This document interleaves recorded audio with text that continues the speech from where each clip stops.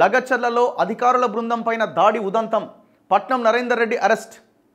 ఆయన్ను సూత్రధారిగా పేర్కొన్న పోలీసులు 14 రోజుల రిమాండ్ విధించిన కొడంగల్ కోర్టు. కేటీఆర్ ఆదేశాలతో ప్రభుత్వాన్ని అస్థిరపరిచేందుకు కుట్ర పన్నారని అభియోగం. సురేష్ను ముందుంచి స్థానికులతో దాడికి ప్రణాళిక రచించారని ఆరోపణ. రిమాండ్ నివేదికలో కీలక అంశాల నమోదు. పొరపాటున ఇప్పుడు కేసీఆర్ ఈ ప్లేస్లో ఉండి, రేవంత్ రెడ్డి ప్లేస్లో కేసీఆర్ ఉండి, ఆనాడు ఇప్పుడున్న అపోజిషన్ బీఆర్ఎస్ ప్లేస్లో కాంగ్రెస్ బీజేపీ ఉంటే ఈ దాడి జరిగి ఉంటే సుశిరా తెలంగాణ లాంటి పసిగుడ్డు మీద గులాబీ గద్దలు రాబందులు వచ్చి ఎంత అన్యాయంగా ప్రభుత్వాన్ని అస్థిరపరిచే కుట్ర చేసిర్రు, ప్రభుత్వాన్ని కూల్చడానికి ప్రయత్నం చేస్తున్నారు, ఎందుకు ఊకోవాలి, తిరగబడాలి, తెలంగాణ మీద దాడి అని ఎన్ని కథలు చెప్పేటోళ్ళు మీరు. మరి వాళ్ళ మీరు చేసింది ఏంది? అసలు ఆ రైతులు జెన్యూన్గా పోరాటం చేస్తున్నారు. ఇక్కడ రెండో ఆప్షన్కి తావులేదు. రైతులు చేస్తున్న పోరాటం జెన్యూన్. ఒక్క ఫార్మా ఇండస్ట్రీని కూడా తీసుకురావడానికి వీల్లేదు. ఒక్క ఫార్మా ఇండస్ట్రీ కోసం భూములు అడిగినా తిరగబడాల్సిందే. దీంట్లో రెండో ఆప్షన్కి తావులేదు. నిజాయితీగా ప్రశాంతంగా పోరాటం చేస్తున్న రైతుల దాంట్లోకి వీళ్ళు వెళ్ళి ఈ రకమైన దాడి చేయించి ఇవాళ ప్రభుత్వానికి రాజ్యానికి వాళ్ళు అప్పర్ హ్యాండ్ అయ్యేలాగా చేసిరి దుర్మార్గులు.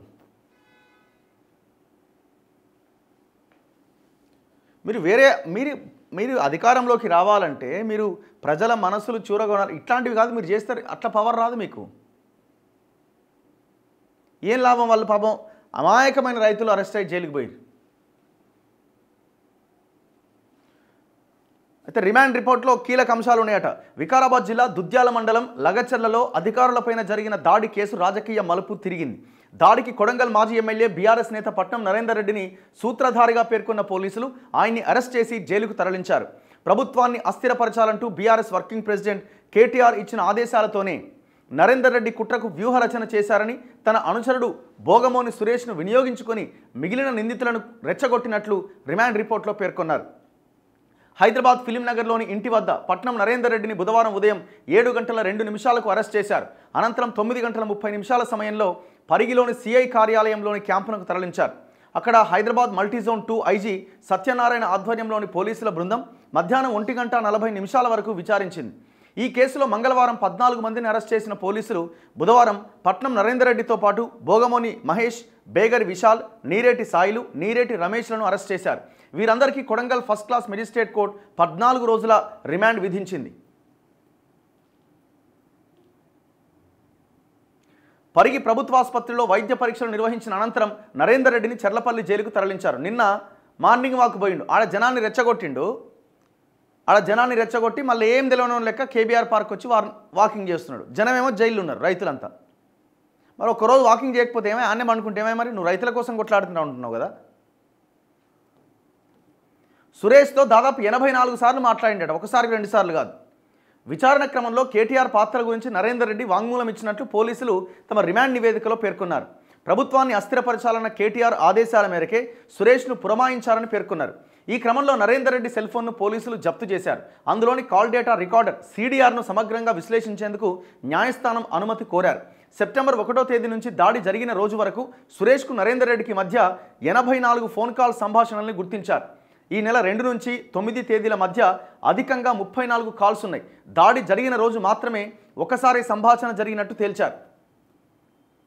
వనరులు సమకూర్చారని ఆరోపణ. కలెక్టర్ బృందంపై దాడి కుట్రకు వ్యూహరచనలో నరేందర్ రెడ్డి కీలక పాత్ర పోషించారు. అందుకు అవసరమైన ఆర్థిక వనరులతో పాటు నైతిక మద్దతును ఆయనే సమకూర్చారని రిమాండ్ నివేదికలో పోలీసులు ప్రస్తావించారు. ప్రభుత్వాన్ని అస్థిరపరచాలనేది ఈ కుట్ర వెనుక ఉద్దేశం. ఈ క్రమంలోనే దుద్యాల మండలంలోని హకీంపేట్, పోలేపల్లి, రోటిబండ తాండా, పులిచర్ల తాండా, లగచర్లకు చెందిన రైతులను సురేష్ రెచ్చగొట్టారు. భూసేకరణ నిమిత్తం అధికారులు గ్రామాల్లోకి సర్వే చేయడానికి వచ్చిన ప్రజాభిప్రాయ సేకరణ చేసిన దాడి చేసేలా పురిగొల్పారు. ఈ విషయంలో పార్టీ అగ్రనేతలు మద్దతుగా ఉంటారంటూ సురేష్ గ్రామస్తులకు నూరిపోశారు. చంపాలనే ఉద్దేశంతోనే అధికారులపైన నిందితులు దాడికి పాల్పడినా వారు గాయాలతో తప్పించుకున్నారని, ప్రజాస్వామ్యయుతంగా ఉన్న రాష్ట్రంలో ఇలాంటి కుట్రలు తీవ్ర ఆందోళన కలిగించేలా ఉన్నాయని ఆ రిమాండ్ రిపోర్ట్లో పేర్కొన్నారట. పోలీస్ వాహనంలో వెళ్తూనే మాట్లాడే యత్నం. కొడంగల్ కోర్టుకు పోలీస్ వాహనంలో తరలిస్తున్న సమయంలో మాజీ ఎమ్మెల్యే నరేందర్ రెడ్డి కారు అద్దాలు కిందకి దించి పోలీసు వాహనాన్ని వెంబడించి వస్తున్న పలువురు మీడియా ప్రతినిధులతో మాట్లాడే ప్రయత్నం చేశారు. లగచర్ల దాడిలో తమ ప్రమేయం లేకున్నా అక్రమంగా కేసులో ఇరికించారని ఆయన ఆరోపించారు. నరేందర్ రెడ్డిని కోర్టులో హాజరుపరుస్తున్న దృశ్యాలను రహస్యంగా చిత్రీకరించిన ఓ టీవీ ఛానల్ కెమెరాను పోలీసులు లాక్కొని అందులోని దృశ్యాలు తొలగించి కెమెరామెన్పై కొడంగల్ పోలీస్ స్టేషన్లో కేసు పెట్టిరట. ఏమైతే తీస్తే నిన్న ఎవరు ఆయన ఐజీ సత్యనారాయణ ప్రెస్ మీట్ పెట్టిండు. నిందితుల్లో 19 మందికి భూమి లేదట. లగచర్ల దాడిలో కుట్ర కోణం ఐజీ సత్యనారాయణ వెల్లడి. దుద్యాల మండలం లగచర్ల దాడి ఘటనలో కుట్ర కోణం దాగి ఉందని, ఈ మొత్తం వ్యవహారం వెనుక మాజీ ఎమ్మెల్యే పట్నం నరేందర్ రెడ్డి పాత్ర ఉందని, అందుకే ఆధారాలతో ప్రధాన నిందితుడిగా చేర్చామని హైదరాబాద్ మల్టీజోన్ 2 ఐజీ సత్యనారాయణ వెల్లడించారు. బుధవారం ఆయన వికారాబాద్ ఎస్పీ నారాయణ రెడ్డితో కలిసి వికారాబాద్ కలెక్టర్ కార్యాలయం ఆవరణలో మాట్లాడారు. మరింత లోతుగా విచారణ చేసి వివరాలు తెలుసుకోవడానికి మాజీ ఎమ్మెల్యే నరేందర్ రెడ్డిని పోలీసు కస్టడీకి ఇవ్వాలని న్యాయస్థానంలో పిటిషన్ దాఖలు చేశారు. దాడిలో పాల్గొన్న 42 మందిని గుర్తిస్తే వారిలో 19 మందికి అసలు భూమి లేదని తేలింది. ప్రాథమిక విచారణలో ఎన్నో విషయాలు వెలుగులోకి వచ్చాయి. భోగమోని సురేష్ ఉద్దేశపూర్వకంగానే నమ్మించి జిల్లా కలెక్టర్ను లగచర్ల గ్రామానికి తీసుకెళ్లారు. అక్కడ పథకం ప్రకారమే కొందరికి మద్యం డబ్బులు ఇచ్చి దాడికి ప్రేరేపించారు. పరారీలో ఉన్న వారి కోసం 4 పోలీసు బృందాలు ఏర్పాటు చేసి గాలిస్తున్నాం. దాడిలో పాల్గొన్న వారిని, భూములు కోల్పోతున్న పలువురు రైతులు వారించారు. తాము అక్రమంగా ఎవరిని అరెస్టు చేయట్లేదని, దాడితో సంబంధం ఉన్నవారిని ఆధారాలతో గుర్తించి అరెస్టు చేస్తున్నామన్నారు. అదుపులోకి తీసుకున్న వారిలో 35 మందిని విచారణ చేసిన అనంతరం వారి ప్రమేయం ఏమీ లేదని తేలడంతో వదిలేశాం. ఘటనలో సంబంధం లేని వారు దర్జాగా ఉండొచ్చని భరోసా ఇచ్చారు. మీరు కూడా చెప్పాల్సిన లాస్ట్ ఒక లైన్, మేము కూడా ఫెయిల్ అయినాం, అట్టర్ ఫెయిల్యూర్ అయినాం కలెక్టర్కి భద్రత కల్పించడంలో అని, ఆ విషయాన్ని తెలుసుకునే విషయంలో అని. మీ వల్లనే కదా ఇప్పుడు ఇదంతా. మీ దాంట్లో ఎవరెవరైతే కోవట్లు ఉన్నారో వాళ్ళని కూడా అరెస్ట్ చేయరు.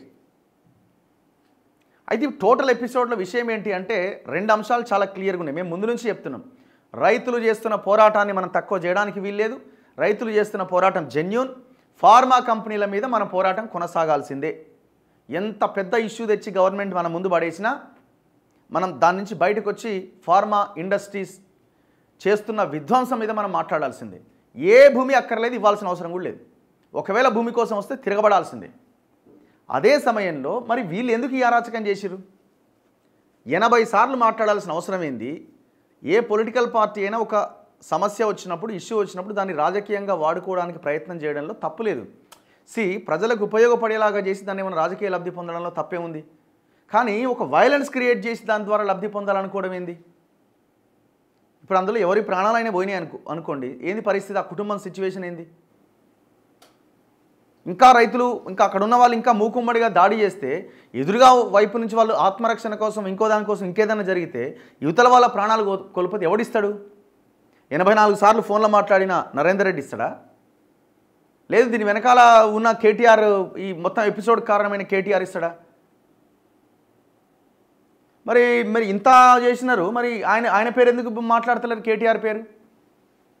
బీఆర్ఎస్ కార్యకర్తను అరెస్ట్ చేసిరు కదా చివరికి. పాపం బీఆర్ఎస్ కార్యకర్తను అరెస్ట్ చేస్తారు. మరి ఆ బీఆర్ఎస్ కార్యకర్తను ప్రేరేపించిన బీఆర్ఎస్ నాయకుడు, వర్కింగ్ ప్రెసిడెంట్ కేటీఆర్ని ఎందుకు అరెస్ట్ చేయరు? ఏం లాలూచి ఇది? లాలూచియా లేకపోతే ఇంకేమన్నా తమాషానా? ప్రతి దాంట్లో కాపాడుతూనే వస్తున్నారు కదా మీరు. తెలంగాణ మింగిన భూముల విషయంలో కాపాడుతూనే ఉన్నారు. ఫార్ములా కార్ రేస్ విషయంలో కాపాడుతూనే ఉన్నారు. మూడోది ఇది మన ఔటర్ రింగ్ రోడ్ కేసులో కాపాడుతూనే ఉన్నారు. ప్రతి దాంట్లో కాపాడుకుంటూనే వస్తున్నారు. ఎందుకు ఆయన వైపుగా మీరు ఆలోచన చేయట్లే?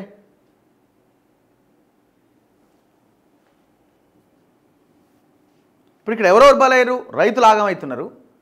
కొడంగల్ జిల్లాలో ఉన్న ఆ గ్రామాల రైతులు, ఆ దాంట్లో ఉన్న రైతులు పాపం భూమి కోల్పోతూ, మా కొడుకులకో బిడ్డలకో మా భూమి ఇవ్వలేకపోతున్నాం, మేము దీని మీద జీవనాధారంగా ఉన్న ఇది కోల్పోతున్నాం, మేము వాళ్ళు ఇచ్చే 10-15 లక్షలు మాకెందుకు అని ఆ గుండె తట్టుకోలేక వీళ్ళు చేసిన దానికి వాళ్ళు ఏదో కొంత ప్రొవోకేట్ అయి ముందుకెళ్ళిరు. కొంతమంది జెన్యూన్గానే మాట్లాడుతున్నారు, దాడి చేసిరు. మరి ఇట్లాంటి పరిస్థితుల్లో ఒకవైపున రైతులు బలయ్యారు, ఇంకొక వైపున బీఆర్ఎస్ కార్యకర్తలు ఎవరెవరైతే ఉన్నారో దాంట్లో ఉన్న వాళ్ళు బలైపోతున్నారు. మరి ప్లాన్ అమలు చేసినోడు సేఫ్గా ఉన్నాడు కదా. ప్లాన్ అమలు చేసినా తన రాజకీయంగా ఎట్లా వాడుకోవాలి దీన్ని ఏమైనా సెంటిమెంటు, సానుభూతి ఏమైనా వస్తుందేమో అని ప్రయత్నం చేస్తున్నాడు. నిన్ను సంవత్సరం పాటు లోపలేసినా నీ మీద సానుభూతి వచ్చే అవకాశం లేదు. సంవత్సరం లోపల పెట్టినా మీరు చేసిన అరాచకము తెలంగాణలో మామూలుది కాదు. 10 ఏళ్ళ నిన్న కేటీఆర్ మాట్లాడుతున్నాడు, అది కూడా మనం డిస్కస్ చేద్దాం.